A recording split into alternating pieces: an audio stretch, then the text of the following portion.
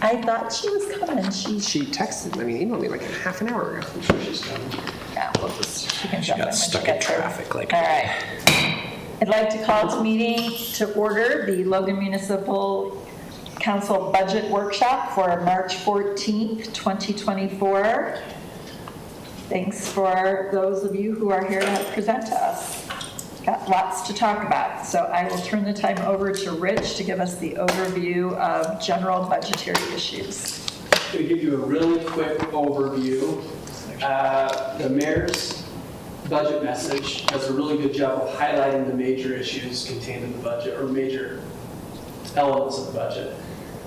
First of all, there is a property tax increase of approximately 3% that is contemplated. It raises approximately $84,000 for the general fund and $80,000 for the library. Those are two separate levies. There is a new position, an emergency manager position. Sorry, it's part of the property tax. I'll go back to that one. If council wishes to proceed, the mayor's proposed it, but if council wishes to proceed, we'd have a hearing on August 1st, which is the truth and taxation hearing. Property tax, you'll recall, raises the same amount it raised in the previous year unless we have new customers, which is called new growth, or the only other way we raise additional revenues is raise the property tax rate. That's how the law is written. However, it does impact people disparately and differently. Because the county cannot reassess all properties every single year, if they reassess properties over in this area, but not in this area, it does shift the tax burden to those people. There's nothing we can do to prevent that. That is the way the law is written. However, the only part that we're responsible for is raising $84,000 for the general fund and the $80,000 for the library, approximately. We will get those property tax rates June 8th, approximately. And then, like I say, we will adopt the budget tentatively June 18th, and then have the property tax hearing August 1st, assuming council wishes to proceed, which I would recommend we proceed that direction. So this is a first for me. I haven't been here long enough to see a raise in None of us have. None of us. Yeah. It's been a long time Thank you since for we. highlighting that. We have not raised taxes for a long time. So can you explain again what you just said that impacts people disproportionately? Can you, Yes. what does that really mean? So our property tax law is written basically to control Logan City. That how much we can get. In other words, we can only get more revenue if we raise our rate. If we don't raise our rate, we might get a new customer and new revenue from that customer, but we don't get new revenue from existing customers. In other words, all things held equal, if they raised everybody's property tax values by 10%, the rate would go down by 10% and Logan City would get the exact same amount received in the previous year. That's the way the law is written. However, it's super difficult to understand. Because when the little old lady comes in and says, my property tax is going up $1,000 and you're raising your rate, the unfortunate thing is our rate has to do with about 3% of that increase. The rest of it has to do with the way the property tax law is written. The county can't assess every property equally, can't assess them all every year. Instead, I think they're on a 5-year, a 3-year rotation. So when they reassess a certain part of the community, what happens is, because Logan City gets the same amount they got in the previous year, the burden shifts to that side of the city. And what you have is a lot of angry people over here. And if you raise taxes the year that happens, you'll have people that legitimately are paying a lot more than they were paying the previous year. What you may not know or hear about is the other property taxes for property owners whose taxes actually decrease because these people are paying more. Because again, the only thing the city's asking for is 3% more, which is approximately $84,000 for the general fund and $80,000 for the library. So Rich, where does all the extra money go? There really isn't. So when these people end up paying more, these people end up paying less, and the city will only get 3% more than they got last year. Where does the extra go that goes to the county? Because if the values are going up, the income, the property tax that they're receiving is greater and greater and greater. It's not. The water district gets more because of growth at the same rate. Yeah, the only way we get more revenue is because of growth, not because of reassessment. When they reassess and they balloon property values over on this side, our rate actually goes down to give us the exact same amount we got in the prior year, The plus percentage goes down. the new growth. Why new doesn't, customers. why doesn't the rate stay the same? I know. If I could write our property tax law, I would change it. I'd more mirror a little bit after what California does, where the value of the home stays the same, the rate stays the same. If you raise the rate, it raises property taxes. But in Utah, this is just the way to do it. And again, the purpose of the law back in the 80s when they passed it is to control cities, not to control what individual property owners pay. It's to guarantee that they'll get the right to come and have a hearing. It is not necessarily to control how much they're going to pay year to year. It's just not written that way. And it is unfortunate, and people will complain, but it has very little to do with us. The only thing we're doing is asking for 3% more. So if they take their last year's property tax bill, multiply by 3%, that's what we're asking for. Anything else has to do with administration of the law by the county and by the state. So are there any other pending tax increases that would impact people? Like there's no increase in the school board, in the school taxes, or in the county taxes at this point in time that you're I aware of? don't know that. I'm not. Because that would be an increase in taxes that we have no control over. And like you said, such a small percentage of the property tax bill comes to the city. Most of it goes to the county and the school. That's correct. Okay. Now, the school district typically does do an increase 3 to 5%, something like that per year. So I would expect that. I don't know in the county. I know that they asked for one last year, but I can't remember if they actually passed one or not. They passed a whole bunch of building bonds or something to do buildings. $30 per thousand. And our $80,000 in the general fund is going toward general Calculate government that 3%? expenses. You know, we could earmark it for police or fire. Is that per thousand of property But it's value? really just general government Yeah, per expenses. thousand. Paid. Yeah. The $80,000 doesn't go very far. Yeah, it wouldn't per property value. $80,000 That every takes me year. back. That could When you say the started county doing that can't and I go, whoa, assess that's a lot an of money. increase across the board, why is that? So they can raise their property taxes the same way we do ours. They can raise theirs. That would be the way that they would raise taxes as well. Do the exact same thing that we're doing. I'm not sure what I said before or how I said it. If I understood correctly, you said because the county can't assess an increase Oh. across the board, people are affected disproportionately. And I'm probably using bad terminology because they can't reassess the value of the home. Right. Because they can't do every single one in Logan every year. Okay, They pick and choose this quadrant, this type of home, this area, so will it eventually impact the ones that were not assessed one year eventually. The next year. eventually? How long does it usually take them to It's either a reassess 3-year it? cycle or a 5-year cycle. They do have something called factoring, which is across the board, but it's usually for residential homes, commercial homes, and factoring will affect all of them equally, relatively equally. But you still have those reassessments that happen every 3 to 5 years, and those, it's happened to me when all of a sudden my value What went up. property values are doing, yeah. How much property tax I'm paying went up, and so I'm thinking Logan City's getting more. They're not. Logan City's getting the exact same they got the previous year, except for new customers. They might be getting more from you personally, but globally, It's- they're not it's getting more. I think that's what possible. so the individual homeowner is paying more to Logan, They but are. globally, as a city, we're not getting any more. And there's nothing we can do to impact that, change it, or anything. We have nothing to do with that. The 3%, is that 3% of what we got last year? Pretty much. So is that to say, does that equal 3% to the taxpayer, or does it equal some other amount? For the ones that are not reassessed, it would be approximately 3% more coming to Logan City. For the ones that are, their home has been reassessed, it's whatever that reassessment came back as, and how much the rate dropped. So And that's what hard math. What is our current rate?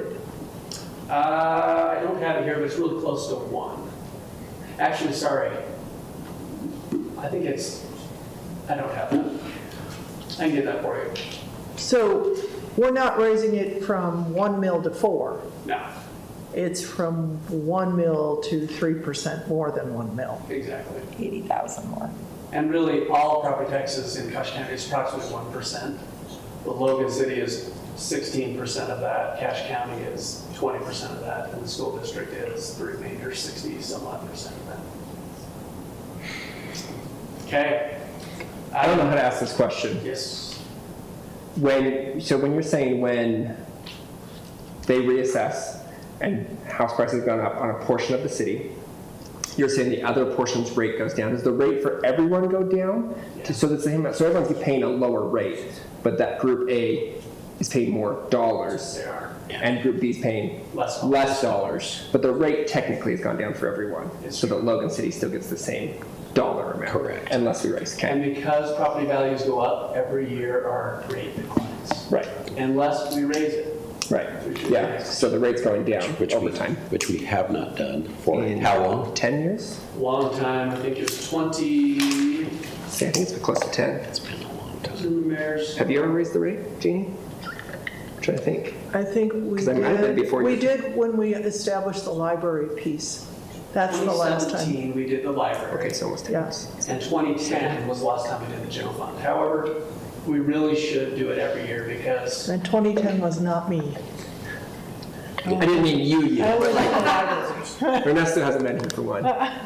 You're the only one that has, so it's been a while. Yeah, but it's just the Yeah. library Just the portion library we one, did. but 7 Okay. years. Can't remember, looking at my tax statement, are the library and the general separate items? I believe they are separate levies. So I think they do appear separately on the property tax statements, but I'm not 100% sure. Pretty sure they are though. And that's, that's another thing to remember. When we bring that into the Logan City, half goes to the library, Yeah. half goes to general government services, including police, fire, public works, scraping the roads, all that fun stuff, parks and rec. Is there It's not a lot of money. So I know, sorry. is there a time limit on when the library one will go away and everything will go to general? Or? No, it'll probably, library, that's the only revenue source they really have. And so I anticipate that'll be there forever. But But it's Is it equivalent. there to general. indefinitely We did until it. we removed it technically then? We could remove it. we did it to enable the library to repay the loan that was required to build the building. We anticipate when that goes away, they'll use it for maintenance of that building, ongoing. It's not a whole lot of money. No. So I know we're not talking about the library today, does that mean that the fees for non-residents will go up after this is passed? Okay, because we always assess them what the basic tax rate is for a Logan City person. It's a mathematical function of it, because it's really not equivalent. If you tax in other words, it's involuntary for Logan City, it's Right. voluntary for others. And so I don't know what the formula is, but we'll keep the formula the same. Okay. I didn't know it was a formula, I thought it was an amount. It's some sort of formula. It's They have a formula Because you for pay everything. a different amount depending on your home, right? Since- Not We do. when you're out of, Yeah. not when you're out of the count, No, out I'm of the saying city. but for the library, like if my home's $200,000, I'm paying a different fee to the library than someone whose home is $600,000, so. Oh, but if you're out of Logan City, you pay the Correct, that's same all I'm fee. saying. But I'm saying you can't say it's what the average person pays in Logan, not what each individual. Yeah, where'd you get your house for 200,000? Can I have the same friends you have? I'm a renter, let's remember that. I'm one of those wedding renters in Logan. It was a joke. Gotcha. Let me hit our general fund approach. In the general Harvey the fund, chair? which again is police, fire, public works, community development, parks and recreation, finance. In the general fund, what we have done is to give more latitude to the department heads and holding them accountable for how they use the funds. Because, let's face it, we have far more needs, let alone wants, than we have funds to address those needs. Therefore, we believe those department heads are best positioned to decide, okay, this need is a greater need than this other need, which we cannot fund. And so we divvy up the budget based on salaries, and departments are then able to allocate that new funding amount to the best and most appropriate uses.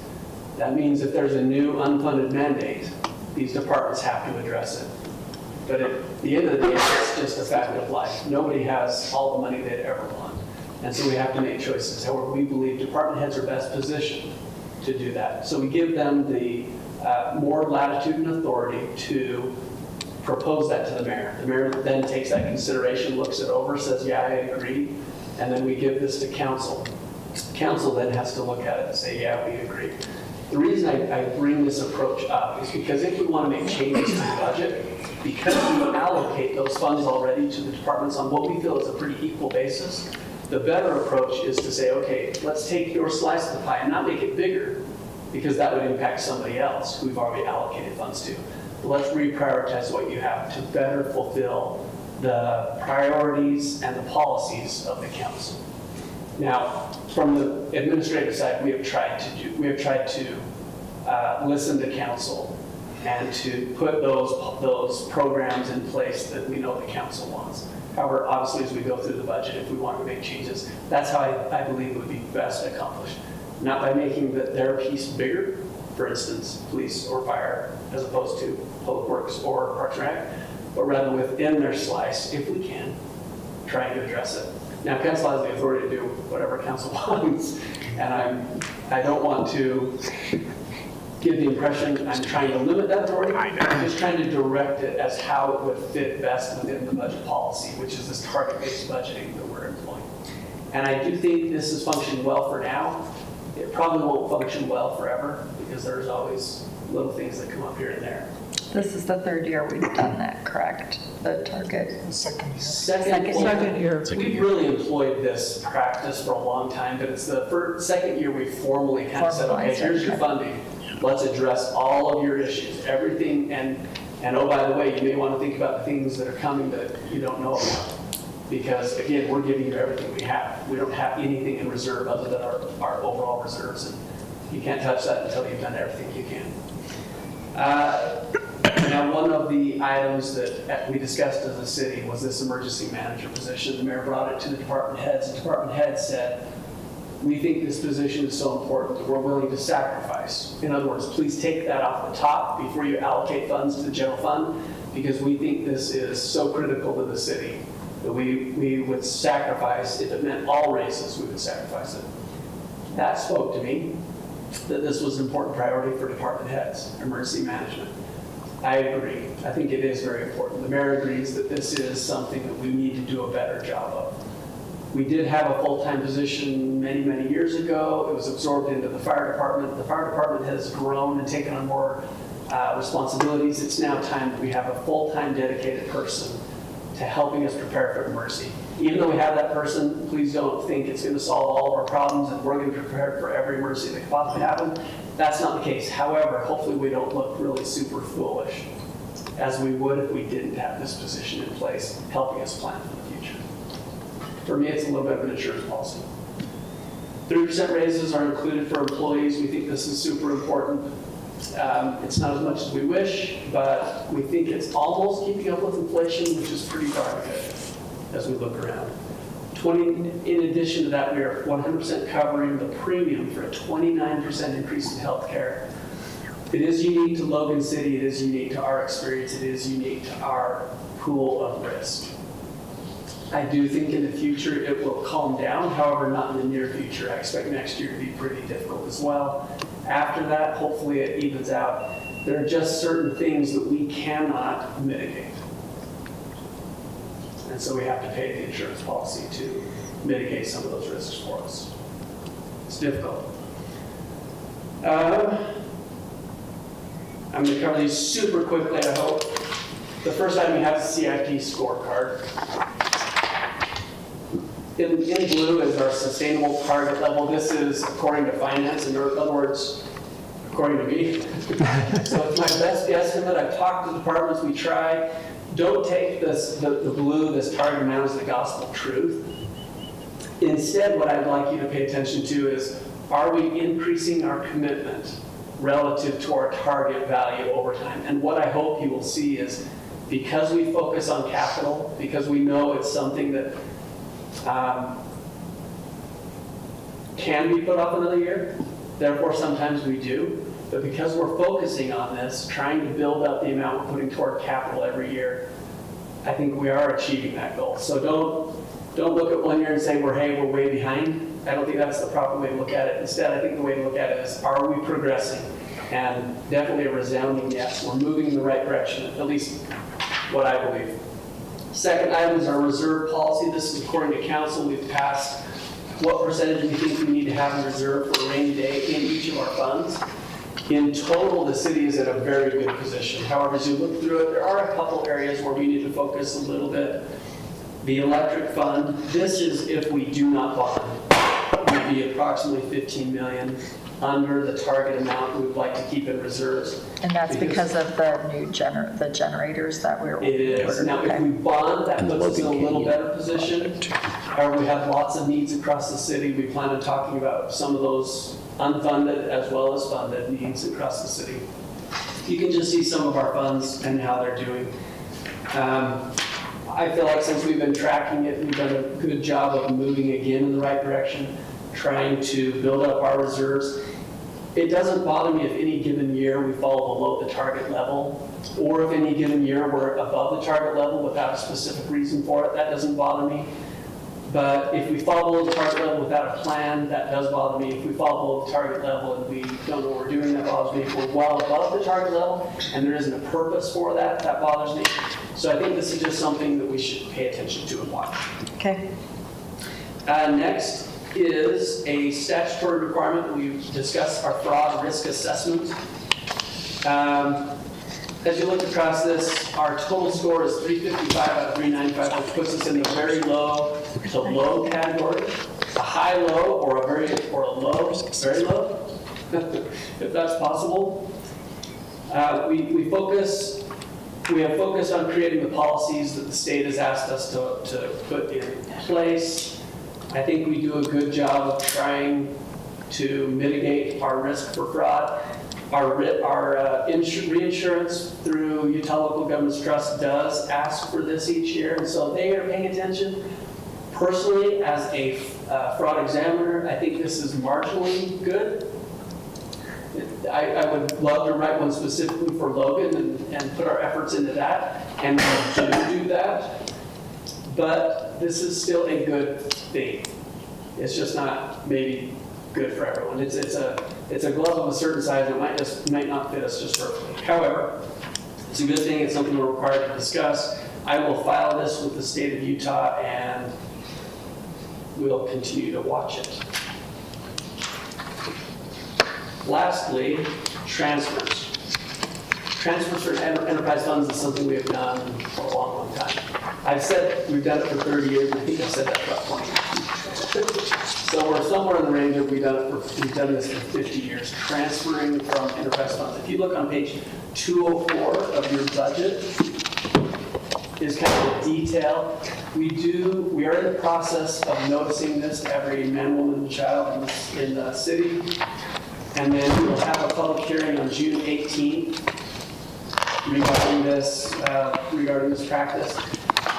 We've done it for so long, we would have a lot of complaints about it. Occasionally, people will call and ask. After I've spoken with them, usually they feel like we should continue this practice. Transfers are not for everyone, however, because of our high concentration of non-taxable entities, including churches, government agencies, county, state, other not-for-profits that are somehow not taxable, because we have a high concentration of that in Logan. The amount of property tax we receive from those entities is obviously Zero. What is it, 55% is not That's what we taxable? guesstimate. The county doesn't track it, so that's what we guesstimate. The university is a really big player, and we love the university. They've done a great job. However, these other entities do pay utility fees. And so what we do is we charge approximately 7% on water, 5.5% on sewer treatment, 8% on electric and environmental. And that is passed by Council Resolution 15-40 way back in 2015. And we had a policy before that. It's just that was the last time it was modified. It is not something that we just decide, hey, we want 10% this year, we're going to take 10. It is set by council resolution, and it is built into every study And we monitor it carefully because we want our rate to be competitive, including the transfer, which in most instances it is. But because of our high concentration of non-taxable entities, they do pay the transfer, they just don't pay property tax. Therefore, this actually keeps property taxes low. We estimate that if we had to cover transfers with a property tax increase, which would really be the only possible way we could do it, by the way, it's $6 million roughly, and our property tax, total property tax in the general fund is 2.5, we would have to increase property tax $2.40 for every dollar we decreased. And that would be really, really hard. Now that's a guesstimate. We don't really know in the finance department what that would be. Our guesstimate is 2.5 times for every dollar. In other words, we have to raise property taxes a lot. to get that to 150% more? Yeah. 150% more, but remember, that is only on the people who are paying property tax. Not people And there's who all those don't. other people who are not. Yeah. Now, we also have contracts with other cities. They also pay that 8%. They don't love it, but I think they tolerate it, and that's the only reason we would want to do a contract with another city is to make sure we have that premium built into our enterprise fund services. Yeah. It just makes it more equitable for everyone who's participating in the party, so. Are our property tax rates lower than comparable areas because of this? Yes, yeah. Right, because it obviously makes the non-taxable entities are paying into it, but it also means that your typical resident is paying property taxes and for these fees. Yeah. Does that equate to slightly lower property taxes from a neighboring city that's not doing this? Yes. Or okay. It's that as well as a higher level of service. So it's Sure. lower taxes definitely than it would otherwise be. Okay. But it's low even comparable with other cities. But we also provide a much greater service than most other cities, even in the state of Utah. Now, we've stopped doing some of them, like picking up garbage countywide, doing the county fairgrounds and doing EMS services. Some of those other things we just couldn't continue to do.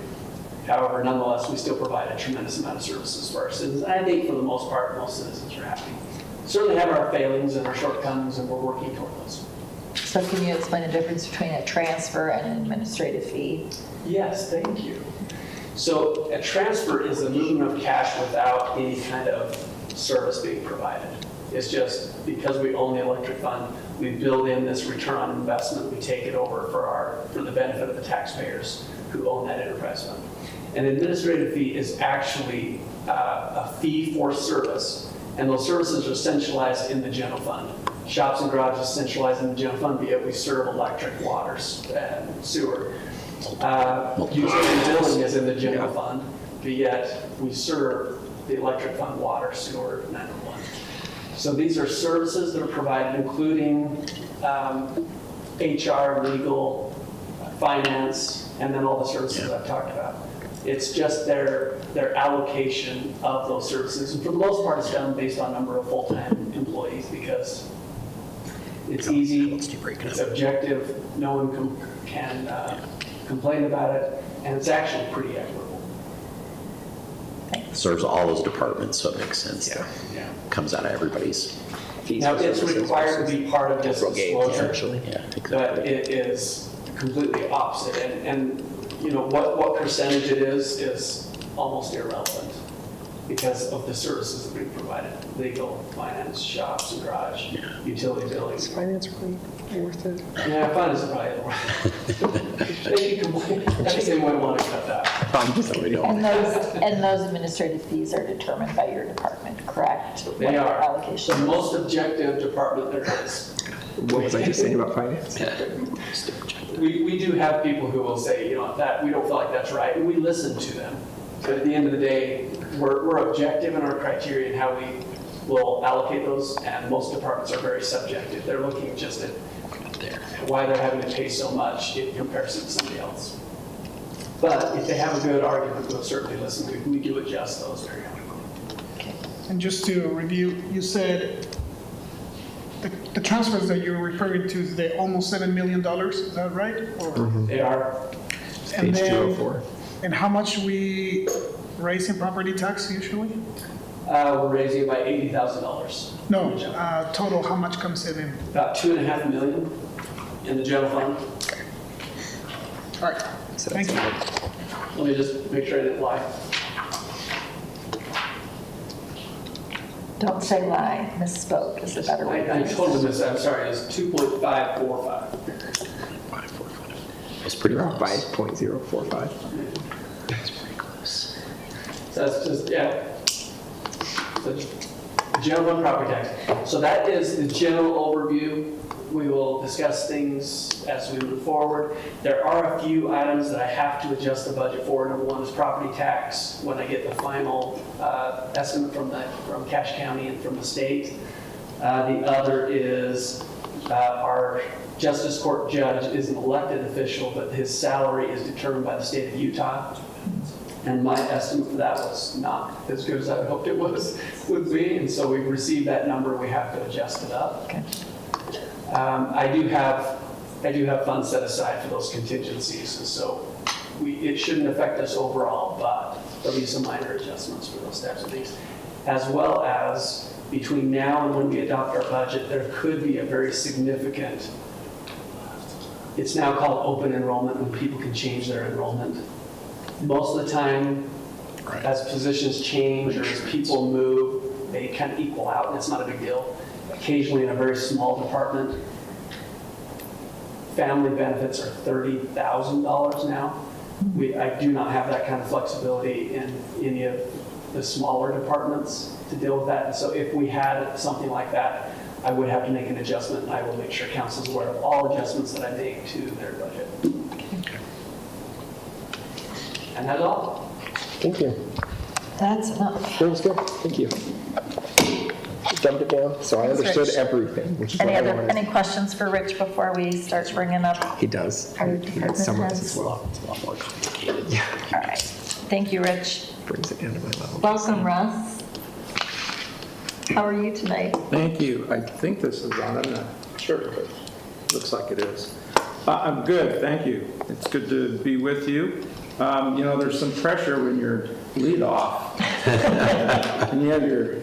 It's like when you're on the first tee and there's a crowd of people watching, right? Yeah, it's like that.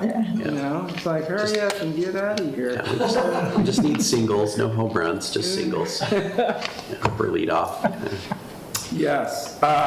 So I am presenting our proposed budget for the Parks and Recreation Department.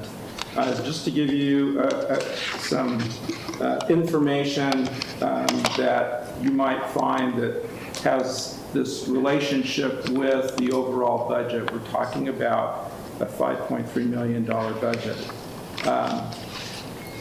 What's comprised of that is 23 full-time employees, of which right now, currently, we had 3 unfilled full-time positions as of yesterday, so we're making a little bit of progress in that realm. But it makes me nervous this time of year because this is when everything needs to be running on all cylinders, and we're shorthanded. We're doing a little bit better in terms of seasonal help. But we would have liked that help about a month ago. So it's kind of slow getting up to speed, but you know, we'll deal with it and make the adjustments as needed. But we're really hoping that we can get into the new fiscal year at the very start of it fully staffed. How many seasonal employees do you typically hire? Oh, it could be in the neighborhood of about 200. Okay. One of the bright spots, I guess, for us currently is that most of the aquatic center staff is on board, which was, you know, an issue last year and the previous year. We had to close the pool at certain times. We'll see what happens this year because so many of them are young and they start school before our season at the pool is done. So we hope that we don't run into that again this year, but we're at least glad that we have. It looks like we're fully staffed to start Memorial Day weekend. With that, there's 5 facilities. We've currently added another from 4 to 5. So this includes the rec center, the aquatic center, the golf course, cemetery, and the plaza. And so with all of that going on, of course, there's plenty to keep us busy. We have 47 park properties. Most of them are parks, but some of them are open space that is maintained by the Parks Division. In addition to that, we have about 14, and I might be wrong with that number, right-of-ways. So these aren't necessarily parks, but they may be a residual piece that occurs because of a street alignment, for example, and there's several of those all over the city that we help maintain. About 30 miles of trails, 16 programs or services. That includes youth and adults, and 4 special events that we do annually. Christmas, Halloween, Pioneer Day, and the 3rd of July fireworks. So in a nutshell, pretty big nutshell, that is the department. Some of the goals that we have reviewed with the mayor in preparation for her budget for fiscal 25, that includes construction of the kayak ramps at Rendezvous Park and Trapper Park. This is part of the ongoing Logan River Blue Trail program. We've submitted for grant funding in that particular project, and we're hopeful that we are successful in receiving funding for that. We're looking at those 2 locations, one because the city owns those properties, and the other is that they're probably the furthest along in terms of development, and also it's kind of a flatter part of the river. So those 2 are being looked at as far as goals for this upcoming fiscal year. The other is to continue with the park components for the outdoor recreation complex. This is the conversion area, the landfill, and the buffer properties that the city owns south of the landfill. And although I did not get a chance to check it today, I believe this week was the mobilization of the work for realigning 200 South between about 1300 West and 1900 West. And ultimately, these other parts of it that I'm referring to as far as the outdoor complex goes, they're connected to the realignment of that road. And then finally, the other is to construct a trail crossing at 1500 North. This is in the Deer Crest area. It's the what we refer to now as the Foothill Nature Park. It's replacing what was there before as the crossing there, and improving that crossing. Okay. In our budget document, there are a number of things as we talk about considerations for the future and unfunded needs. We keep a capital improvement schedule, as most departments do, over 5 years. That's attached in the budget. We have items in there that we're targeting for this upcoming fiscal year, and then we schedule the grundle of others over at least a 4 to 5 year period, sometimes even out further. Some of which what we do is we also go out to the public and do our public outreach meetings. We just concluded 4 of those meetings a couple of weeks ago. Now we're taking that information and synthesizing it so that it can become part of our comprehensive plan update. And then we'll go back out to the public again sometime this summer to ask the public to weigh in on that document. So the hope is that we come before you in the fall with our intent is to have that comprehensive plan ultimately adopted just like many of the other plans that you see from other departments, transportation and planning and so forth. We do this as well. So that total for that time frame is the 9.8 million in the capital projects. Yes, are you looking at our, Yeah, I think, yeah. Our 164, spreadsheet. Yeah. So that's over time. that's over time? Okay. Yeah. And as time goes on, as projects mature or develop and mature, sometimes the needs will change too. So we try to pay attention to that because usually that's affected by a number of things, including the public's interest or disinterest in that over time. With that, sensing that I'm near the end of my time, I will answer any questions you might have. End of your time as an employee of Logan City, or you end of your time? I'm talking about tonight. Okay. Just checking. Thank you. Don't want you to retire. So Russ, could I just ask, I just wanted to clarify a couple of things. Yeah. Under the Aquatic Center, you had a large expenditure in 2013 for building and grounds maintenance. That was the resealing of the pool, correct? Correct. Okay. So you don't anticipate any big expenditure this year at all?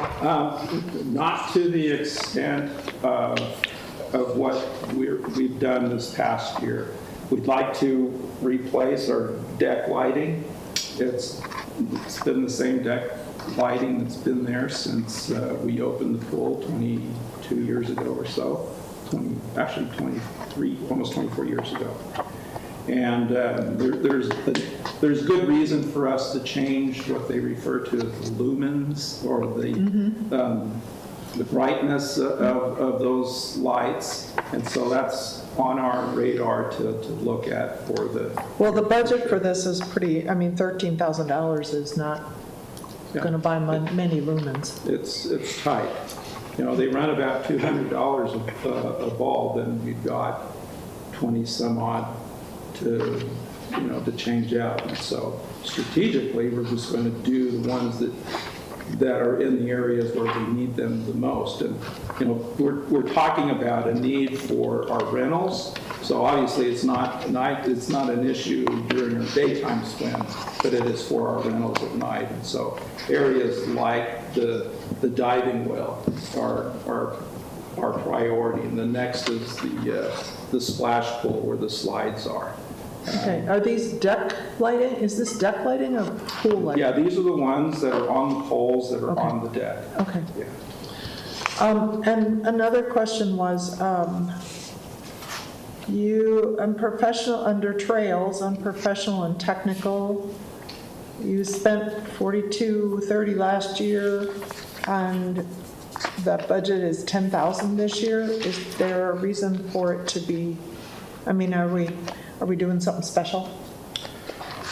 So we have held it at 10,000 to focus on things that wouldn't otherwise be in the Parks Division budget. Okay. So that's how we try to keep that budget intact. Okay. The trails budget, that is. Okay.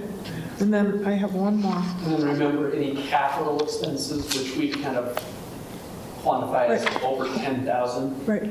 is actually in his administrative division. Right, If right. there is any. Great. And I noticed that we don't have a budget anymore for fireworks. Do we allocate any budget to that particular activity, or do you just absorb that within the regular Parks Department? No, what we do is, because we attach the expense of that to the incoming or anticipation of population split proceeds right. from RAPs, and because we budget that in after the budget, after this process is done, because it's on a schedule of its own, right? Right. I don't know that until after this, well, So does the pop split the pop split is accommodate, does it take funds care of our all? fireworks. It funds Yeah. the fireworks and Yes, it everything does. you guys have to do in terms of that, even though it's at our park? Yes. Okay. Thank you. Now it'd be his 150600 grants division at the very end of this budget. And Okay. where you see some of that. Okay. Although it's hard to see exactly what's for fireworks because it's just kind of. So I have one question. So I know you've got your new facility now. So the cost of that area, did that shift from other departments? Like how are you,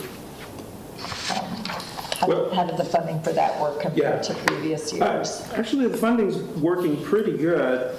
This is the first year, so you kind of run into some bumps and crossover. So for instance, the city's still working with the general contractor to tidy up a couple of loose ends. And those are all considered either warranty items or change orders that needed to be addressed before it was handed over to us. So as they're kind of doing that, we already had a budget in place that the council passed that we're already operating from. And from the looks of it right now, we feel pretty good about staying under budget. We'll have to see how the splash pad demand affects this budget, because we'll get into that at the end of this month when we open the splash pad Memorial Day weekend, and we'll have about 30 days before the budget ends. But from what I'm seeing, I don't feel too bad about it right now. And there is, like most things, and when we need to call in help from the cavalry, it comes. So everybody pulls together when we need to. But in terms of being able to account for numbers associated directly with the plaza, we feel pretty good about the budget. How did we do guessing on the winter expenses for the plaza? Do you feel pretty comfortable about? Yeah, I think we were a little higher on the expenses than I had anticipated, but partly because I think we extended the season probably longer than we needed to. We really saw a drop off after Valentine's Day. And it's typical. We saw that sort of thing when we were doing the ice rink at Merlin Olsen Park. So we'll probably shore that up a little bit. That'll save us some budget to be able to move towards the spring and summer type of activity. Rentals were more than adequate. Yeah, 69,000, just shy of 70,000 on ice skating rentals, almost 12,000 uses. Yeah, it was very popular. That's really good. And utilities have been surprisingly good. Yeah. Normally it's the opposite. Right. Yeah, I was So we're expecting. still crossing our fingers. We're not sure we've got it all figured out yet, but that was a pleasant surprise. That's good. That's Yeah, that's really good. I have another question for you too. So, hypothetical question. Let's pretend that the issue that we have at the canal entrance trail becomes resolved, which is like pie in the sky. Do we have any budget set aside to try and fix that trail up if that were to happen? Because I would love to see the trail from the breach to 4th North kind of mirror what we did east of that. That would be, at some point, I think that would be There is some residual to do some things with. It just would depend on what the outcome of your scenario was. But I think as soon as we knew that there might be some way of being able to find resolution there, we would be writing for every available grant to finish it off. Okay. Yeah. Because I was up there last night, and it's like, this is so nice. It'd be nice if it were to continue to the west, because I know it's not in the same condition as the east portion. So. Yes. Yeah. Any other questions? Any other questions? Okay. Thank you. I will exit. Thank you. You're welcome. Thanks for being Russ. here. Appreciate it. See, now you get to go home since you were first, so there is an I know, advantage, there's right? another meeting waiting Yeah. for me. Poor Mike has to hang around for a lot longer. You can go in front, that's okay. I didn't set the agenda on this. I know normally I do, but I gotta tell you, I don't know. You can blame Teresa for this one. I did not set who was Potential who. development. But Teresa must, yeah, maybe you need to bring Teresa donuts or something in the morning. We have some ideas. Hi, Hi, how are you? good. Hello. Hello, Tyler. Hello. Here we go. Go ahead. I'm yours. Yes, You're Jump on in. Go for it. thank you for the opportunity. We'll be brief and quick. If you have any question, you're welcome to ask later on. Our budget consists of two sections, 570 and 520, 570 being solid waste and 520 being wastewater. So in the solid waste section, we've gone through quite a bit of change this year. And our budget reflects those changes, in particular reduction of collection areas where we have been collecting outside of Logan, and now we're only collecting from Logan. That reduced our costs as well as our revenues. And then that also changes the personnel and the equipment as well as the parts, and we'll go over that. And propose a rate increase or rate adjustments necessitated by the fact that now the landfill, which is part of our enterprise fund, has to be standalone since we're sharing with everyone else. Our collection is just for Logan City. It has to be funded by the revenues collected from landfill only. In the past, our rates were determined by the overall department expenses, but now we have to be very specific in these areas. And then in wastewater treatment section, we'll share with you the budget and revenues. Not much changes in that area, except Tyler will talk to you about some improvements that are in the pipeline that he will talk to you about. Now, if you look at 570 revenue, you can see that the year 2024, the proposed budget is 14 million, compared to the 22 million that was the year before. In reality, out of that 22 million, about 4.8 million was capital improvement, but our budget is roughly about 18 million before this year.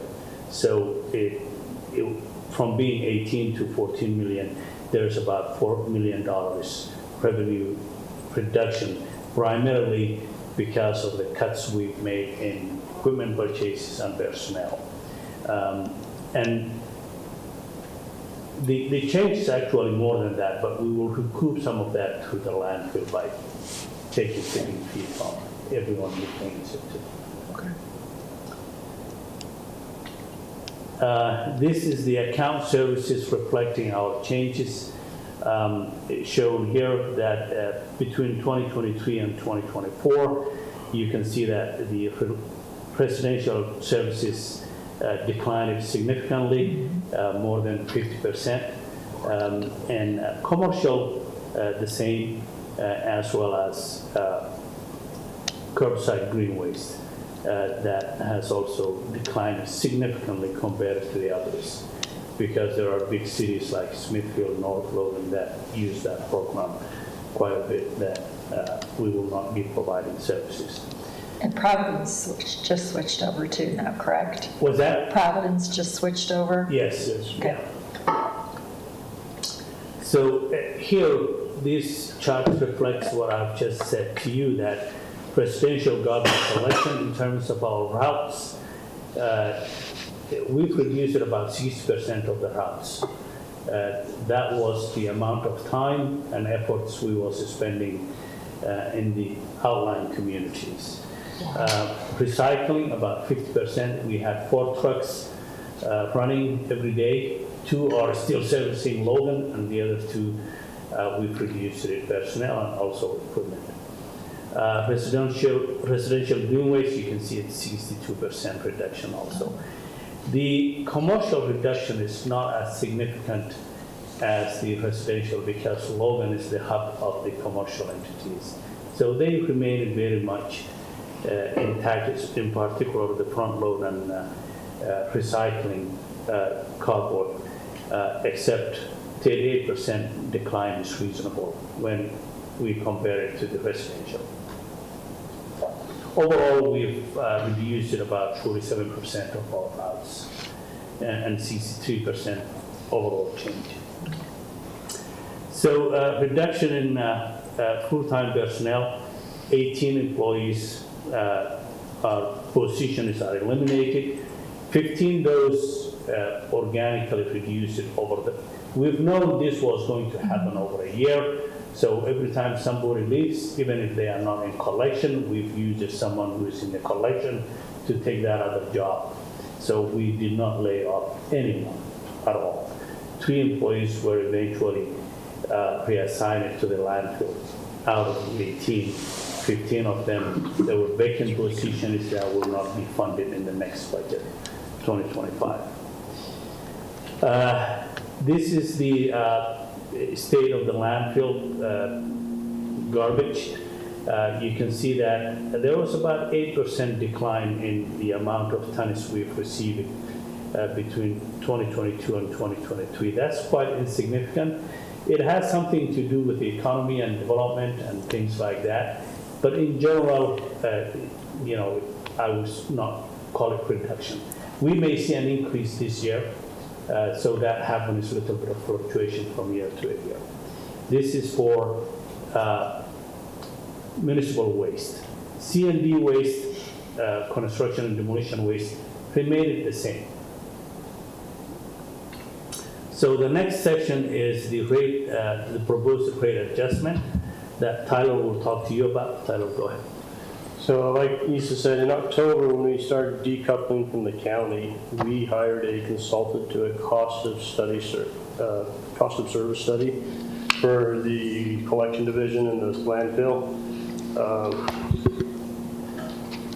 Just to quantify the changes that were going on in our department, and the last time we did a rate increase was in 2018, and a lot has changed since then. So, as Issa said, the main overall problem with our fees at the landfill and the collection was that the old model, we kind of had just a combined landfill collection fee, and we used that as the whole department revenue. Now but that worked because we were servicing countywide collection, countywide landfilling and disposal, so it was fair, equitable. But now we're only doing Logan collections and still providing countywide disposal services with all our facilities, like green waste, compost, transfer station, and both landfills. And so with this rate study, we've segregated out those and looked at the costs and allocated them to the different collection division and the landfilling. And so we have presented this full rate study to our Solid Waste Advisory Board, and we're going to meet again this Thursday to get their blessing and approval and their comments back. And once we have gotten that, we will present it back to the council probably in the month, maybe June, whenever Rich and Teresa say we can get it on the agenda again and present that to the council. But at a high level, we'll go over the highlights of it right now. Just some quick numbers before we move on. So in 2018, when we did our last rate study, our average salary was about $38,000 for a driver, a garbage truck driver. Now that's about $55,400. And our benefits were much less, so it's increased about 35% in the last year, plus another 30% this year. So our labor cost has gone up, and our equipment cost has done the same. So 2018, a garbage truck, that was about $257,000 when we budget to purchase a new garbage truck. Now that same type of garbage truck, pretty much same specifications, about $355,000, $100,000 increase. Wow. Then when we did this last rate study in 2018, we were based on fuel cost of diesel at about $2.50 a gallon, and now we're well up around $3.50, $3.70 a gallon. So the numbers that our current rates are based on are much less than what we actually pay now.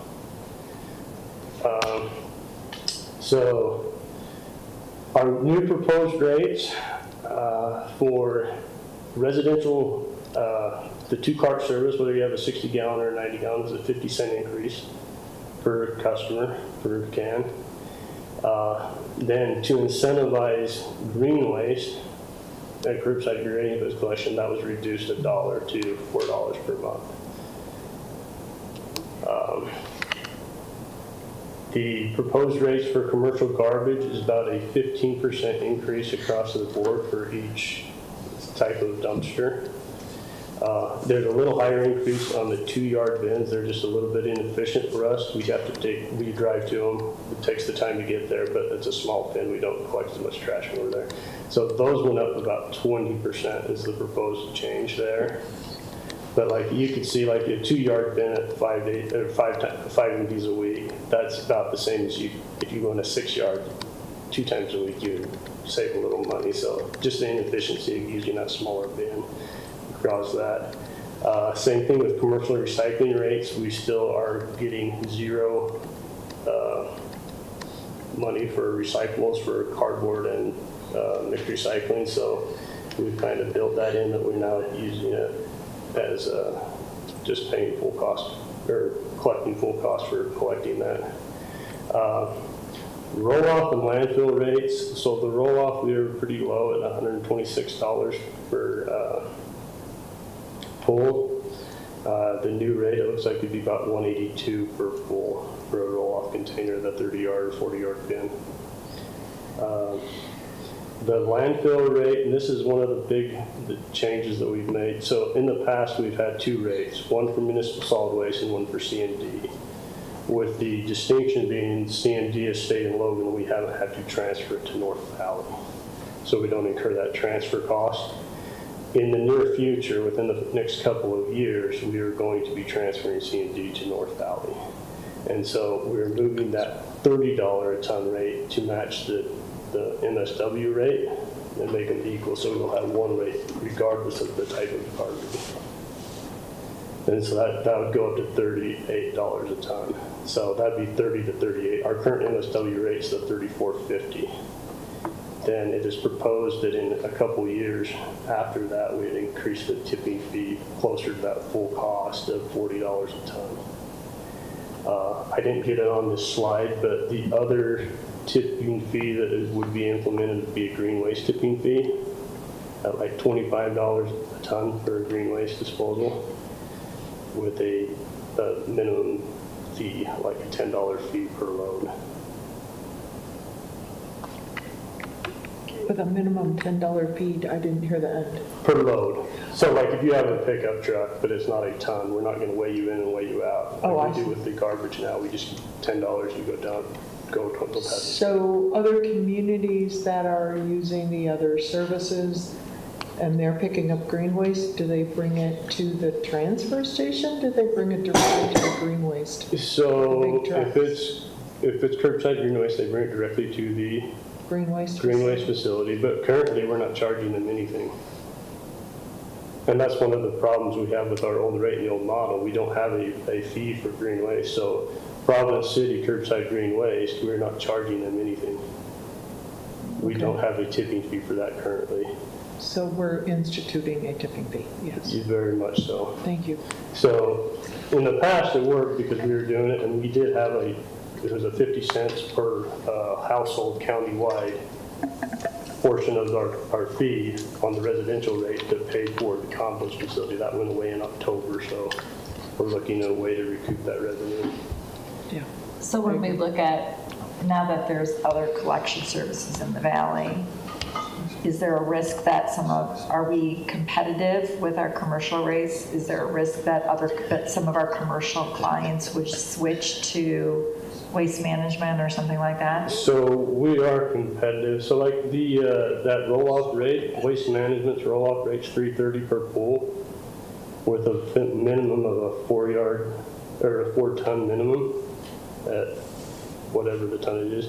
Typically you get about 1.5 tons in a roll-off regardless what you put in it. And so they're making that money, then they're $330.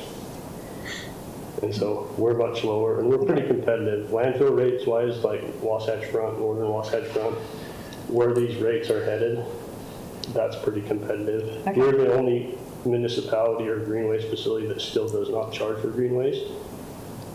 So Box Elder County, Wasatch Integrated down there in Layton, everybody charges close to their tipping fee for green waste. We don't.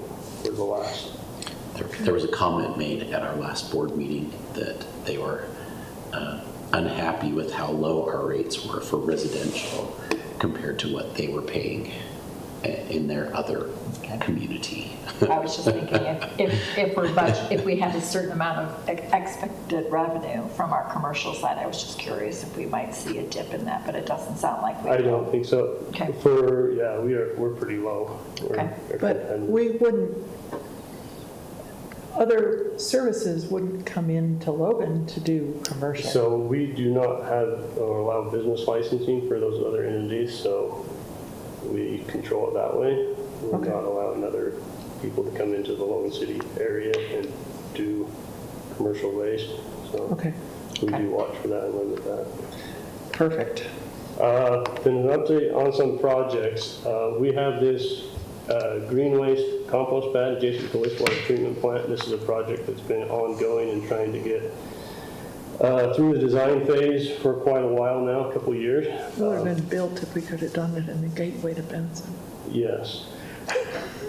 So we've already allocated funding for this last year. That was part of that $4.8 million Issa mentioned. And we received a $4 million grant from the EPA, the Swiffer grant. So right now, we've just got the green light from the EPA on how to work the funding. So we're back to the design. We'll get a design, a concept design, get it out to bid, and hopefully that will be under construction late this fall, early next year. That'd be wonderful. Mark So, has been I excited can about hardly that for wait. like 2 years. Yeah, and so He said the we money talked that's about this this. $4 million match by the city I've got up here, that was previously funded in fiscal year '24. It's not this Okay. year's budget. Okay.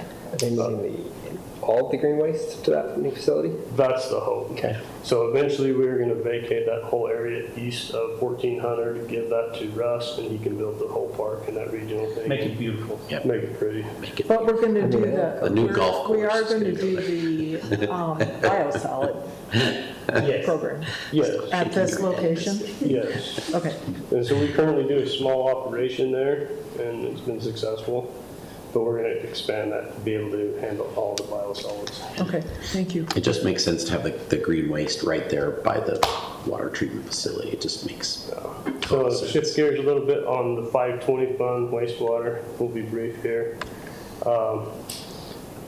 Budget and actuals for the last couple of years. 2023 was the first real year of operating a new wastewater treatment plant and not having the lagoons.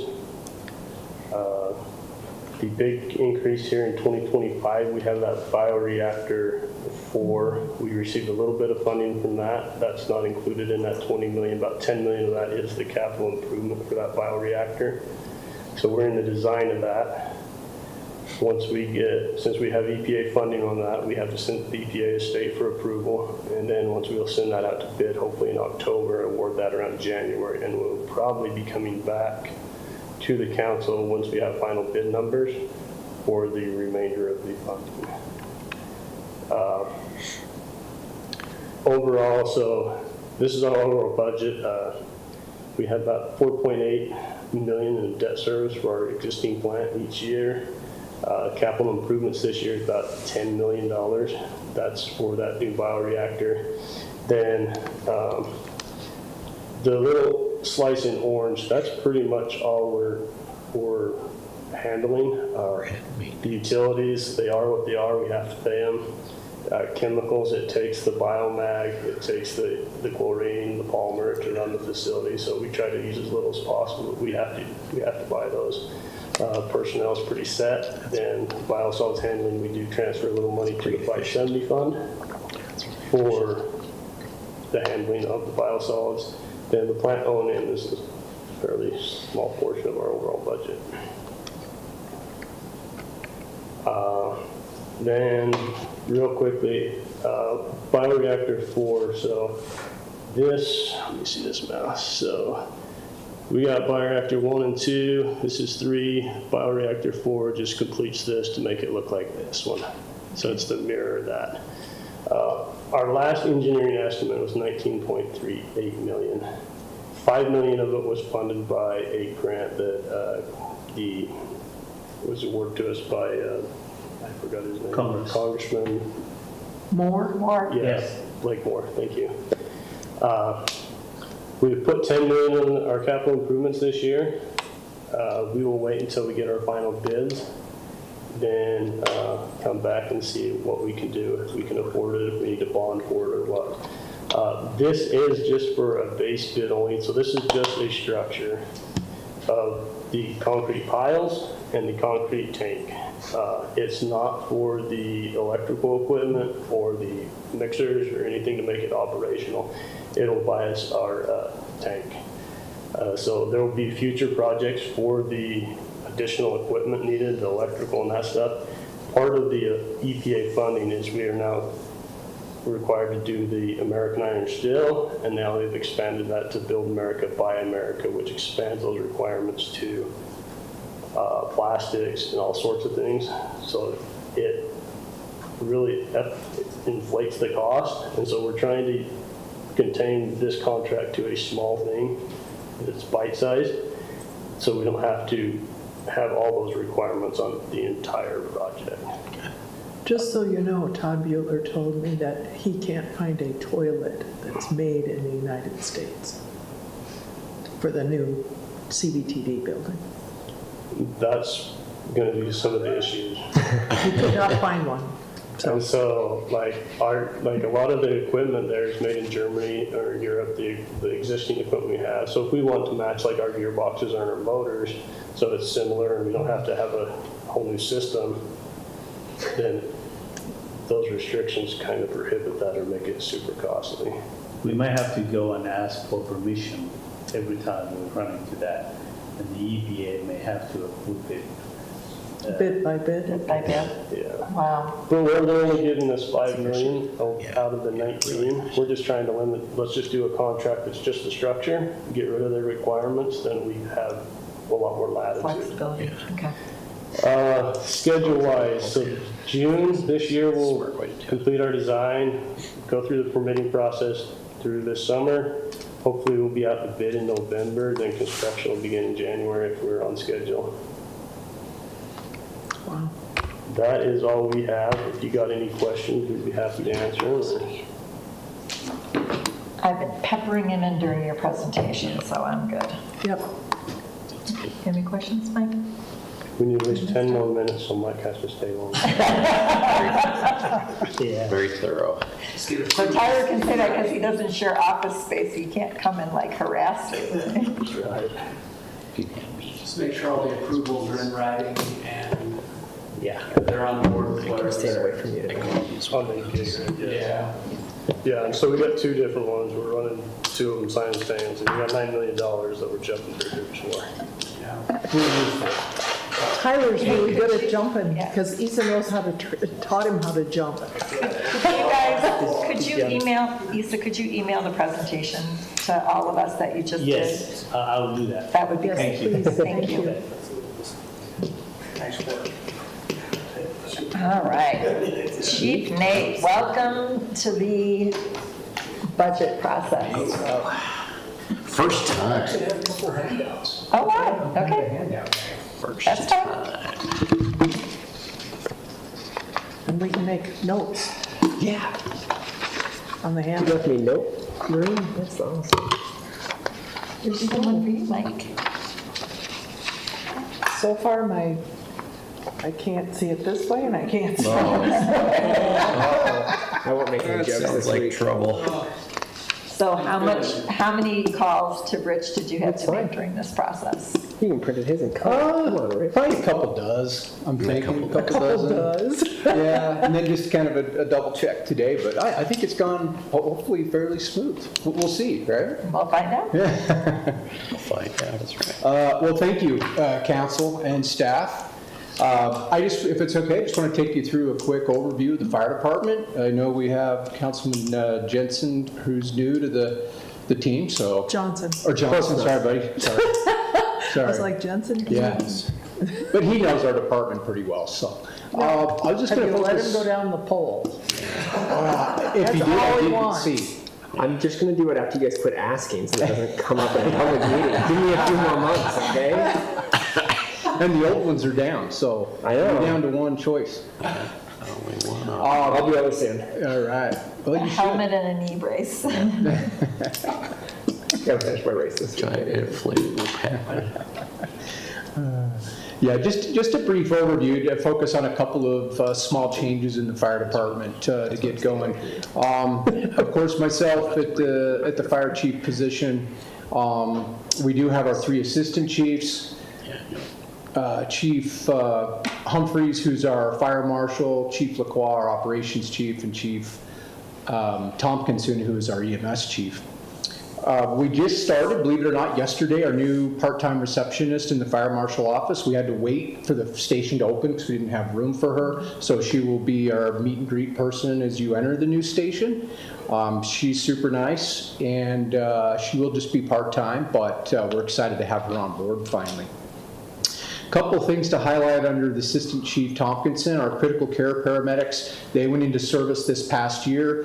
We added critical care paramedic level care here in Logan with no change in our budget. We thought it was important enough that we changed a couple of our engineer slots to that. And we have been shocked how often they're used. Really? Last time I saw their runs are under Medic 70. We had like already 74 runs for them with actually a really incredible field save with sedation-based innovation in the field. So they had a pretty remarkable save here a couple months ago. So we're excited about that new program. Additionally, as the mayor had announced in her budget, the EMS peak service, for about the last 5 years, I'm going to talk a little bit about our part-time program we've tried to keep together. We've given it due diligence for about 5 years. We have 12 positions at any time. It seems like we can only keep about 4 active. We felt like it was time to convert that to someone that we could plan on being there much more regularly. So I'll talk about that a little bit more, but that person will be under the EMS division. And then with our 3-shift battalion chiefs, they all they work 48-hour shifts, and each shift battalion oversees stations 70, 71, 72, and then the North Logan station. We also this year, I guess it's been 2 years ago, we added our training chief. Huge improvement for our fire department and be able to document and handle consistent training. With the fire department, we currently have the 69 total personnel, 57 in EMS and suppression, the 3-shift battalions, the 5 in administration, 4 in the prevention bureau, including our new part-time receptionist. And then, of course, I just mentioned the 12-time part-time positions. Those positions, like I said, typically we would have 4 to 6 active people in there. It is very labor-intensive, very expensive equipment, and to outfit them with all the gear, we felt like the timing was just right to go ahead and propose that new person. We're able to do that with the monies that were there in our part-time programs. We were not asking for additional dollars. We just took what was available and are making the best of that. So Saves on some training costs too, I would imagine. Oh, it's a lot of training. It's a lot of training. Just a few little statistics for you for 2023, the calendar year. I did these January to December as opposed to the fiscal year. 5,968 incidents. That's just about 1.4% increase over 2022. Pretty flat. Usually it seems like we see 3 to 5% pretty regularly.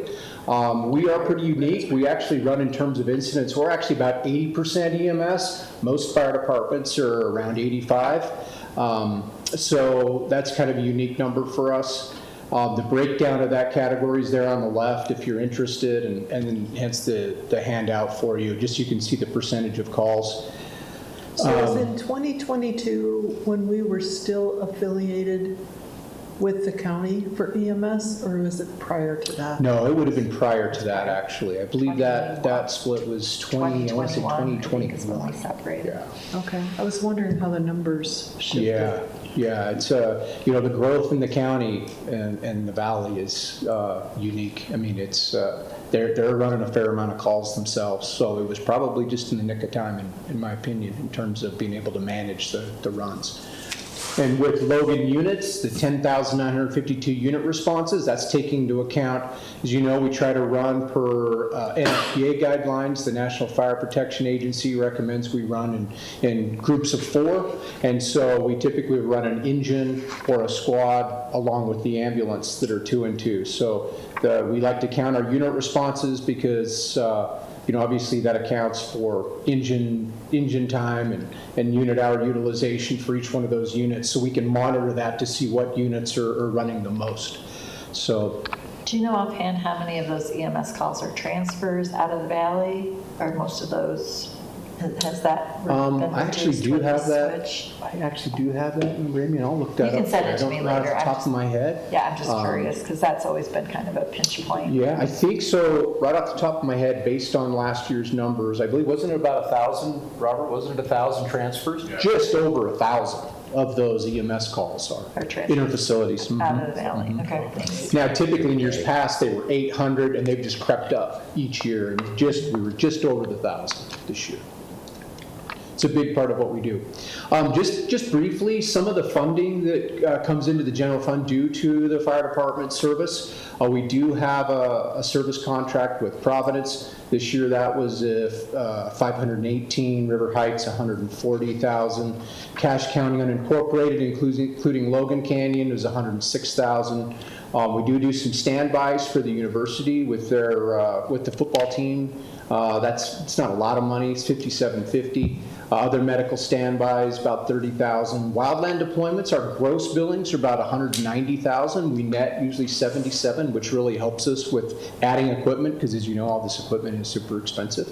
A couple of unique things with grants. So Rich and I have had some conversations about this one specifically, but probably one of our most significant grants we're proud of, but we have to watch closely, is due to HB 2359 and now HB 378.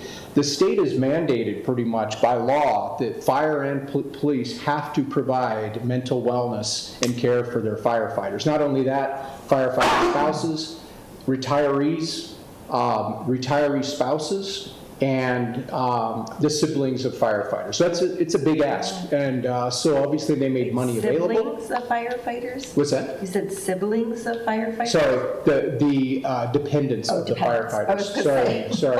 Yeah, no, sorry. For my bad. everybody. Dependents Yeah. makes more sense. Yeah, the Okay. dependents of the actual firefighters, but spouses of retirees even. So, and it has to be confidential, and it has to be clinical competent care, so we have to vet these people. So we were awarded a $151,000 grant last year. We currently average around $11,000 a month in usage on that grant. We've got about 3 months left of money. We're actively engaged with legislators in trying to make a move with these grants to help aid the departments that have good programs in place. So that's been a huge one for us. We've been able to comply with the rule, and yet no dollars from taxpayers or our budget. So that's been good. We did apply for assistance to firefighter grant this year to add some lift assist cots and equipment for our ambulances. They're very expensive, so we, rather than try to find that money in our EMS fund, we're looking for a grant on that one. The SAFER is the staffing, the safe and adequate firefighter staffing grant. That one is specifically tied to the North Logan contract, which the contract for 2026 stated they're supposed to add their 3 additional people. So we'll see how that one goes.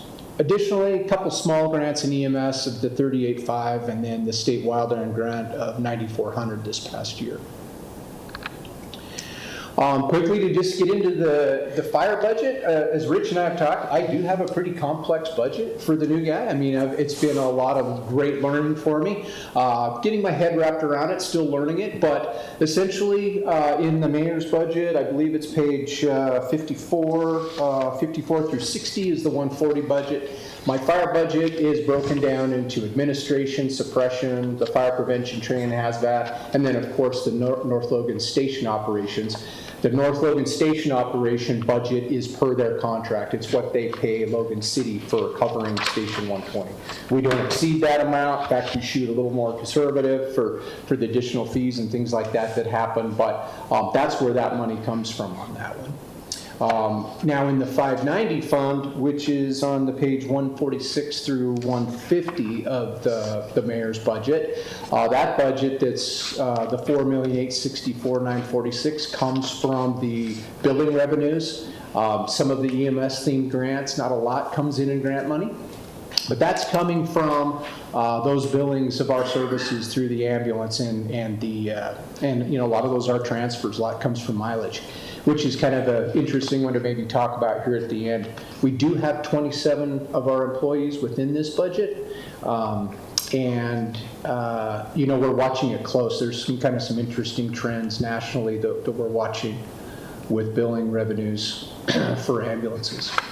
All total, $11,405,757 are the dollars that the fire department will be working with for the 2025 budget. A couple of long-term goals just to share real quick, and a couple of watch-outs that we're concerned about. Obviously, we're trying to we watch that EMS fund regularly. Rich sent out the third quarter assessment, kind of looked at that fund. As I looked at Gold Cross handles our billings for us, just for kind of a gee whiz. So for ease of the math, if they bill $10.3 million for our department, we can plan on usually right around 40% coming back to us. Main reason is, with the gross things, is the discounts required by Medicare and Medicaid pretty much take 45% right off the bill. So it's kind of a unique deal because it's been tough to get Medicare and Medicaid to change their reimbursement rates, so that weight is being put onto private insurance. So we attended International Association of Fire Chiefs meeting last week. We were happy to see that we're shooting usually in the 40 to 45% range for that on our return on our billings. National average is more like 35%. So we do a little bit better here. A lot of that's usually demographic based and things of who you're servicing. But I was glad to see we're a little bit above that national average of 35. We have to watch it closely. I compared last year with the year before, pretty flat actually. We're within about $100,000 of what we did in 2022 compared to 2023. So another unique thing I would like to mention on the fire service is home health trends. Because of the things I've just said, hospitals are trying to keep people that aren't really sick out of their ERs. So there's a movement, a trend of home health care, which means community paramedicine has been the talk for about a decade now in the fire service. It's here. I figured it would come here sooner than later. It's arrived in other cities way before ours. Big fire departments are already doing this service. IHC through Castell, who I put up here, approached us. They typically will utilize the local license holder of who transports. They give you first right of refusal, basically with that. We locked it up. We didn't want to see another ambulance company come in here and try to take that from us. We felt like it was super important. Hence the new medical person can help assist with that service. Essentially, they call their hotline at Castell, we get notified, and then we send a unit, no lights and sirens, very discreet, and check their medication, vital signs, things like that, and report back to Castell with the hope of keeping them in their home without going to the ER. The ER is very expensive, as you know, so it's a trend that's here to stay. That's a consistent payer source then too, right? Those charges will be paid. You're not going to collect 40% on those charges. Correct. You So have a the contract. flat rate contract. Yep, no, thanks, thank you. Flat rate contract, we go, you make whatever the flat rate is, 300, 500, 700, whatever they're asked to do, and it's just that. Now, if that person needs an ambulance, then we actually activate the 911 service, and then they're transported that way. But this unit will be very discreet and hopefully be able to keep them home. So that's a new one for us. We're still figuring out how it's going to work into our system, but it's on our radar and we're moving forward with it. So the other unique thing that came up, well, I mentioned the critical care paramedics. We can also bill for their level of care that they offer. It's not a lot, but it's more that level of service that is really good for us, particularly with our weather. As you know, a lot of the times the helicopter that's even based here now can't fly for 6 months. So it gives us some really extra neat skills and services for the community. So. And then, of course, we're looking at there's options for federal level deployments on task forces for ambulances regionally. And so we're looking into that. We can actually deploy similar to where our wildland deployments work. So we're researching that. Bless you. I think finally, and I think it's super important for me just to let you know how grateful we are to the citizens. I feel like the council, the mayor, Rich, has been super helpful and very, very proactive in making sure the fire department has the equipment we need. Acting on the old station, that, I mean, we love it, but it was 50 years old. And it's just so awesome. So we're super grateful.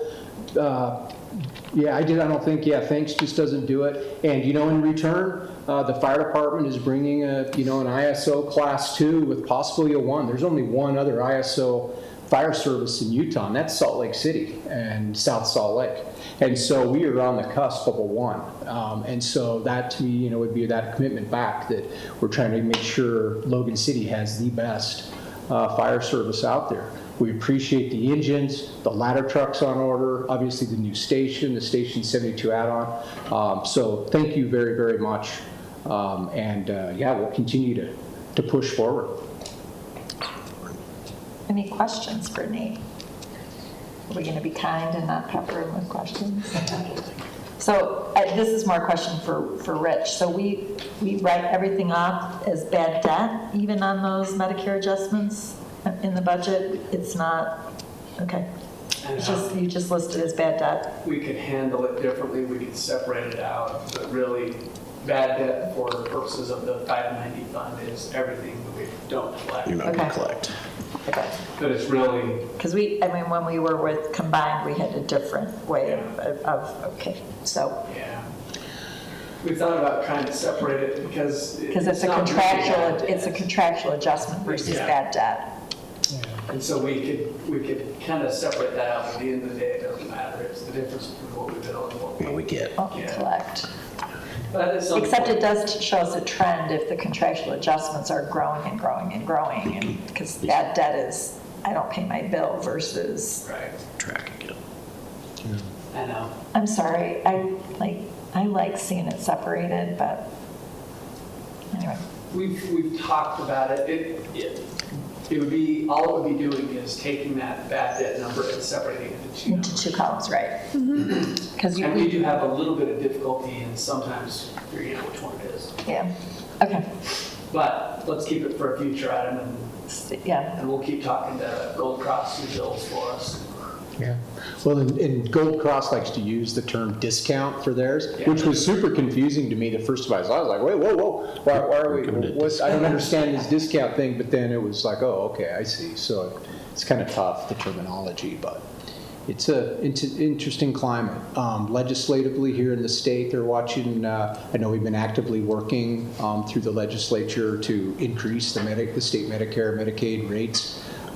So we're hopeful, at least on mileage, that we see a change there July 1, because we're unique. We transport longer on our inner facilities, as you know, but bigger departments that transport more than we do, they're only transporting a couple miles. So in terms of revenues from their ambulances, it's a tough business in the bigger cities. I know Draper, for example, Draper's a great example that's really, really struggled with their revenues. So. And this is a complex budget. There really are three big pieces. There's the general fund, there's EMS, and then there's the contract with North Logan. And we do have to keep them very separate. And they're increasing at different rates, but yet we have to give the same wages and treat people the same. And so it's presenting we've been fine up until this point. We're just going to have to watch it carefully. The easier one of the three to deal with is North Logan, because it's, and they know the costs are going up, and they can see the same things that we're seeing. The more difficult is EMS versus the general fund, because the rates that affect EMS revenue are different than the revenues we collect in the general fund, and they grow at different rates. Up until now, it's been fine, but we are concerned, and we'll continue to watch.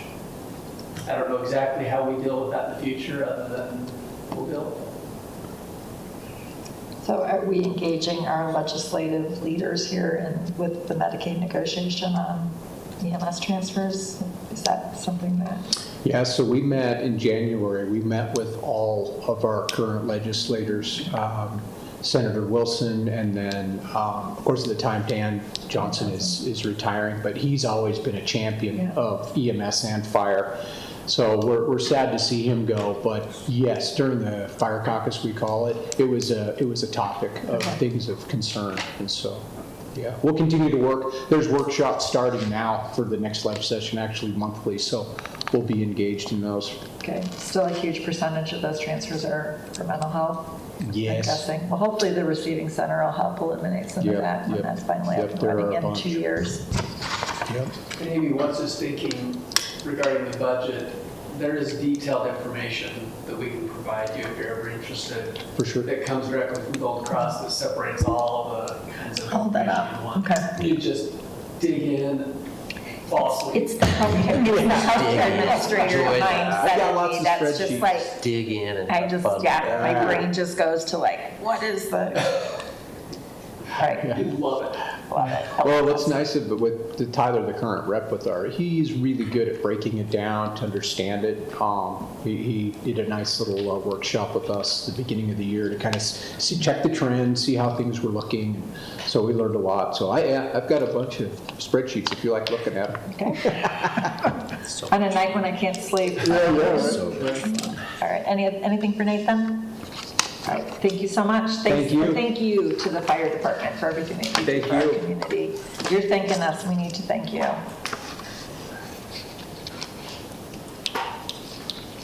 Hi, Mike. Hey, or the new guy. That's way more than his time. I don't know, you've got 9 minutes. And it says 10 for you, so I think you're all right. I can do it in about 3. Awesome. As long as we don't ask any questions. Yeah, you only have what? We You only have like 2 questions for Mike, employees, so- right? Well, the assignment was like 2 slides, right? So I took that to heart and did a couple slides. So, okay, here we are, budget workshop, ComDev. Our budget is pretty easy, 2.4 million, it's Fund 130, and then we have about a $560,000 CBG allotment every year, give or take. We've got 15 full-time employees, 3 part-time employees, and I'm sure you know where all the detailed information is located. We're broken down into the admin group. There's 2 full-time, 1 part-time, basically do admin stuff. Building, this is our bigger group, we've got 5 employees. He's gonna do this in 3 minutes. You know, they do all the building permit reviews, inspection reviews, building reviews, build compliance, things like that. And some of the projects come through obviously take not as much time. The bigger projects take a lot of time, a lot of hands-on, a lot of on-the-boots type of time that our inspectors spend out on the job site. Neighborhood Is there a improvement. reason there's a target on that slide? Nope, just with red and it kind of contrasts with the 2 other photos. And that's the reason why I have bears looking in the window, because they do code enforcement, so they're always outside. I love that. On the 4th floor window. Yeah.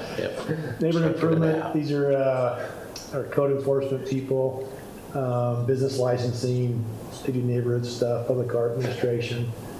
Then planning, we get, All that stuff in that row that you just said, Aaron does. yeah, Correct. So do we have a separate person that does business licensing? yeah. Okay. Yeah, we have a business license clerk. We also have a person who's under admin. That's where she's funded, but she does special events and she does business licensing. So Okay. she just happens to be paid out of the other account. I was just so Have you happy. applied for a business license recently? No, I don't have a Oh, well, you business. haven't gone through that process then. How about a special event permit? I don't have special events.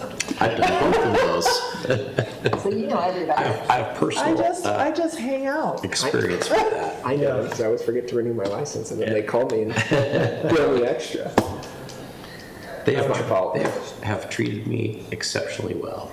I'm sure they do, because they know where you live. They do. It's because you're elected. The rest of them, we I don't. don't even. I go in with my baseball hat on, so I don't even know if they know who I am. So There's a picture on the side. Look at this guy. So there's two code enforcement people. Yeah, we have 2 correct? code Just enforcement Strictly people. code enforcement. I'm just laughing because it's like Aaron does all that stuff. Yeah, Aaron does all went in that. for my landlord license. They just like took care of me. They were great. They were awesome. So Planners, Because you you see, pay all your fees. Try my Happy best. to know you it. Do what I can. So we've got 2 planners, we just hired a new person, you'll meet her eventually, but you see, That's replacing Tanya's. correct, Okay. Does she have a name? Amy. Oh, thank you. She must be amazing. She sounds amazing. Anyone with the name Amy. So my presentation will take like 2 minutes. You're already at the I know. You just keep on tap. Like a bunch of toddlers. I'm hungry. And then you'll see Amanda will be here next Tuesday to present the annual action plan. Okay. And this is the tentative mural that will go in the tunnel in Merlin Olsen. So it's kind of cool. And questions? That was We're fast. gonna drink a little bit. Yeah. That was 4 minutes. I didn't know the Logan River was actually a thing. I didn't know the Little Logan River was a thing. Yeah, that's what I just said. It's a canal and it's a tributary of the Logan many River, emails but have you it's got not the So Little many, Logan I was River going, until "What it's are you way talking about?" I out was like, west of "Oh, the town. canal." Historically, it was a river or a creek or a stream, creek. But it's been channelized and, cut off with all sorts of different mechanisms. So, yeah, So is it appropriate for us to like memorialize it in a tunnel? Only if we keep it around. Yeah, well, that's Yeah, my it's- I favorite. brought that up during Yeah. the meeting. yeah. The And Aaron's opinion was, yeah, let's memorialize it because it may not be around forever, but it's good to make people aware of it. Yeah. I mean, there's water flowing in there seasonally. I don't know. Well, the only thing I worry about is that we're giving, Fuel to the fire. yes, To something that doesn't Yes. really exist. you know. And that was my feeling, that's why I asked the Just change the question. lyric to. Not so much whether I lean one way or another, but because of the controversy. Crockett. See, and I don't think that group is keyed into the controversy.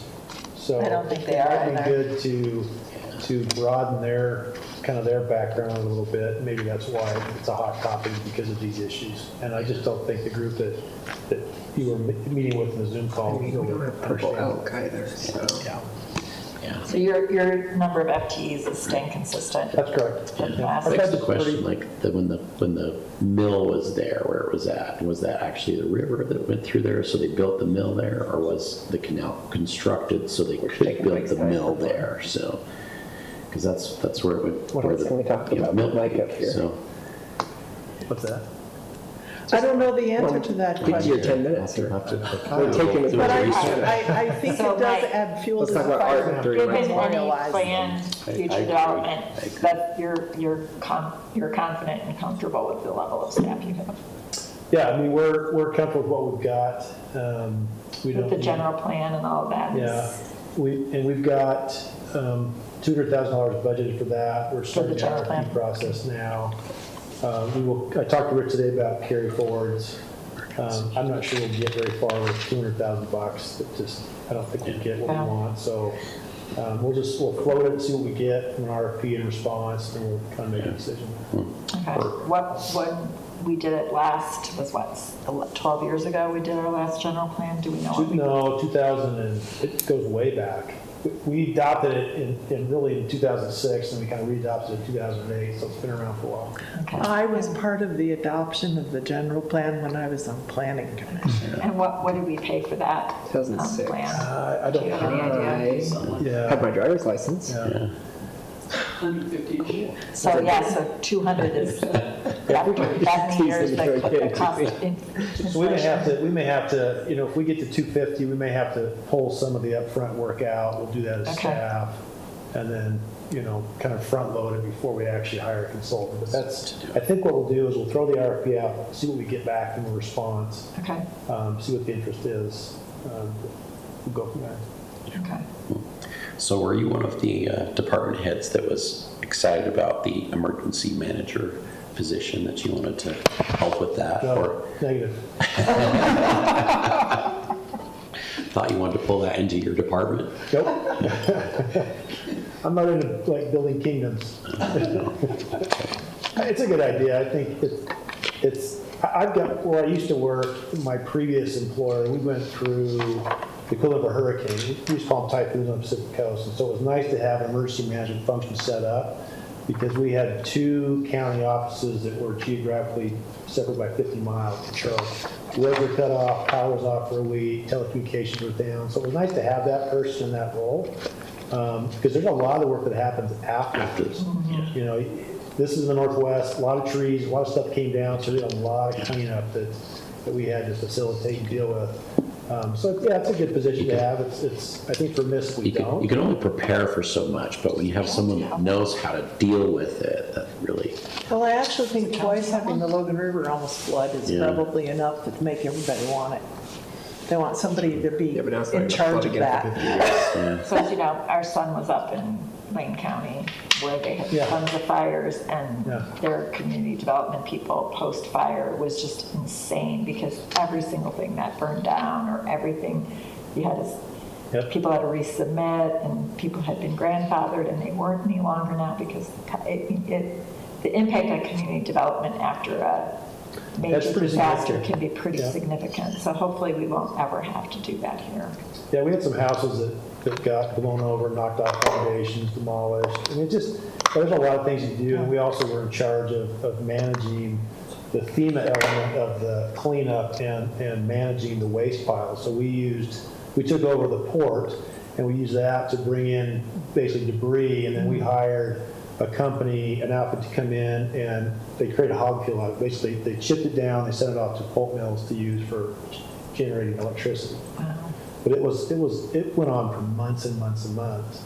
And it was interesting because during this event, we also had a Pineapple Express. So it snowed in the mountains, and literally within a day, it warmed up 30 degrees, and it rained 19 inches of rain in a day in these mountains. So everything came back down.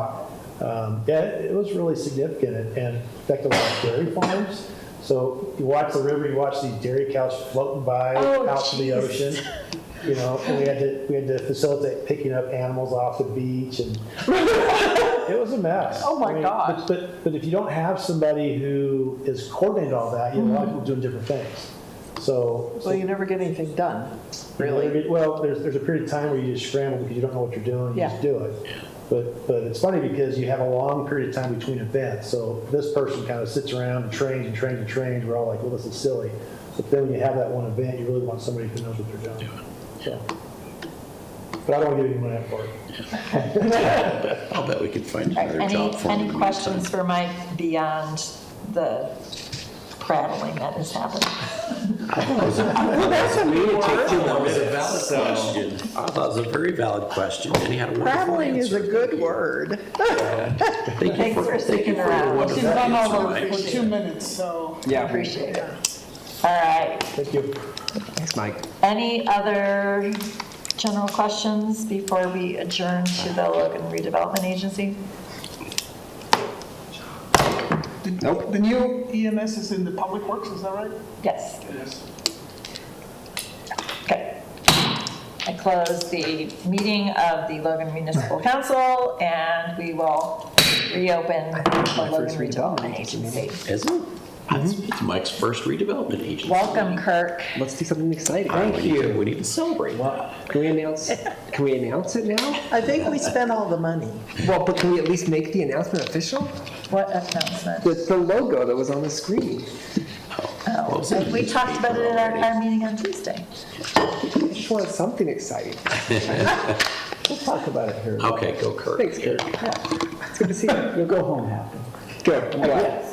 So your page, You have page you have all 5 minutes, 235. Kirk. Okay, we'll do it in 4 minutes, 4.5. 13 seconds. How's that? So this is Fund 235, page. Okay, well, we will launch, We need to really the situation with, find a way to get Kirk some more money to play with. Fund 235. the situation behind the redevelopment agency fund is that after years of deploying reserves for various very good projects, 2 are shown on the screen. The Carroll and Jim Lobb Plaza, the Logan Library, and others, that although the RDA is not cash rich anymore because of this deployment of funds, it is in good financial condition, particularly when you take into account the assets that are held by the agency, various cash investments and so forth. One of those being the Plaza 45, which, you know, is obviously adjacent to the plaza, and we plan on selling that during this budget cycle. We've been working on that. We've been making progress and so forth. But all in all, the RDA is in good financial condition. On the revenue side of the budget, property tax shown there at $375,000. That is actually inadvertently high. What was overlooked is within the Auto Mall project area. After so many years, Cache County and Cache County School District, their participation was kind of front-loaded, and then they pulled out. So those revenues should be lower. However, it's not a concern from my point of view because there's various development agreement obligations also in the current budget that are tied to that revenue. So what you have is if revenues are lower, those payment obligations correspondingly are lower too. So that's that situation. There's also some rents budgeted. This is for the property on 100 West where Jump the Moon is currently located. And so the RDA budget's for some rent income. How long is that rental agreement? You're welcome. It actually runs through June 30th, so through next month, and then converts to a month-to-month lease. Oh, really? Half of that money is from. Their intention is to stay there. Because you read You know, they love the place. They like to stay long Right, term. they just put their signage up and everything, so. Yeah. We're just, you know, seeing how the plaza goes and everything like that before we make any Decisions there. long-term commitments and Okay. decisions there, so. Some of the key budget items you'll find are, I alluded to the first bullet point, various development agreement obligations scattered throughout the budget. Another one is that second bullet item. We've got a $20,400 line item in there for Neighborhood Housing Solutions Program, which they call the Northern Utah Neighborhood Improvement Program. That is a grant program for eligible low to moderate income households to, you know, help fund various home repairs or various upgrades that are needed. We've been fortunate to participate in that program for several years. However, with the, you know, reduction of reserves that the RDA holds, this, you know, for the foreseeable future will be the last time that we participate in that.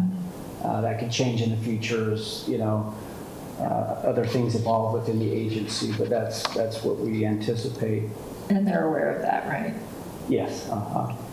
And then we do have some remaining budget dollars. There's for demolition of the buildings that the city owns at the across the street here on the northwest corner of 300 North Main. Some demolition was done, what was it, 2-3 years ago, and then halted, and then Hogan used that as a staging area for the library construction. So we're just planning on how to take down the rest of that. It's a little bit tricky in that, I mean, it's certainly doable, but our buildings are attached physically to buildings on both the north and the south. So part of it is just an evaluation of when's the right time to take those down to moderate expense associated with that demolition. In the time being, maintenance will put up some, you know, plywood and close those windows and those door openings, and we'll stay at that point until we're ready to pull the trigger on demolition. But we've got, like I say, dollars in the current budget to tear the remainder of those buildings down this year.